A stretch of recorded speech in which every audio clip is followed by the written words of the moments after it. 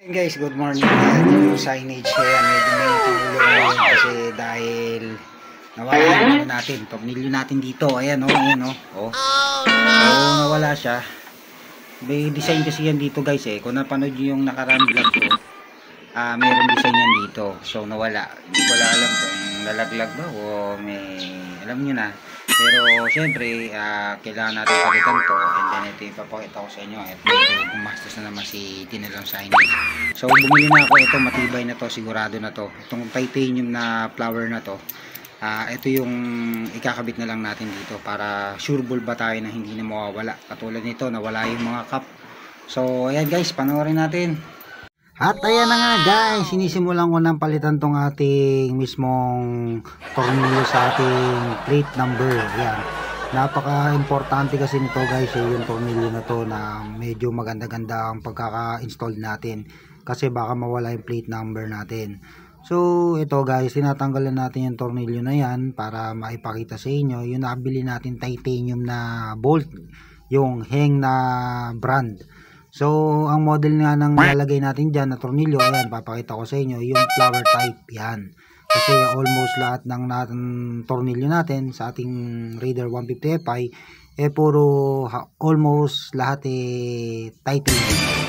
So ayan guys, kakabit natin to. Ayan, medyo ayusin lang natin camera, pakita natin yung kaibahan. Ayan, medyo mas maganda siguro talaga yung titanium na inilagay natin kesa dun sa nawala. Hindi ko nga maisip guys kung sa paano nawala yan o saan napunta. Kaya ayan, palitan na lang natin na medyo matibay-tibay na tornilyo. Kasi dahil nga kapag hindi matibay yung tornilyo niyan guys, baka mawala yung plate number natin, magamit pa sa ibang bagay. So ayan guys, iano na rin natin yung kabila. Tanggalin na rin natin. Actually, nut lang yung tinatanggal ko dito sa likuran guys. Ayan. At saka syempre marami nga palang salamat sa support niyo sa mga video natin at maganda yung mga views natin. Yan, ipakita ulit natin yung titanium natin.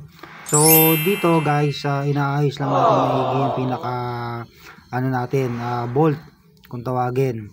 So pag nilagay natin yung sa kabila guys, sinisilip ko lang yan. Sana wag lang tayo magkakuliti. Ayan. So lipat nga tayo sa kabila guys. Naku, medyo maganda-ganda yung posture sa kabila kaysa dito. Yan, para makita nyo maigi at masipat kung paano ko nilalagay ito guys. Actually basic lang naman to guys. Hindi naman to yung napakahirap gawin. Kaya lang syempre ang inaano natin dito yung tibay at saka hindi kinakalawan yung bolt natin. Yan yung gusto kong ma-share sa inyo. Medyo may kamahalan lang siya ng konti pero okay naman siya. At least pang matagalan na siya. So ayan guys, sa ilalim yan. Tinuturo ko sa inyo. Nagyan ko hinihigpitan yung pinaka bolt natin. At syempre, flex ko na rin yung ating apido pipe. Yan, apido pipe ang ating gamit, yung ating muffler natin guys. Ayan, medyo pasado yan sa LTO guys sa mga magtatanong dyan. May vlog tayo nyan, sa mga hindi pa nakapanood, panoorin nyo guys. At makakakuha kayo ng mga information about regarding sa kung paano maparehistro ang ating Raider 150 Fi ngayon 2024. So ito guys, higpitan lang natin ulit tong kabila. Sinasabi ko nga, yun nga, napaka basic lang naman ito, pero ayan, medyo dahan-dahan lang para maganda naman yung pagkakalapat ng plate number natin. Ayan, so that's it guys, medyo makatotohanan na. Ayan, naikabit na natin, and then ayan, pa-comment na lang kung nagustuhan ninyo, and then huwag nyong kalimutan na i-share yung ating video.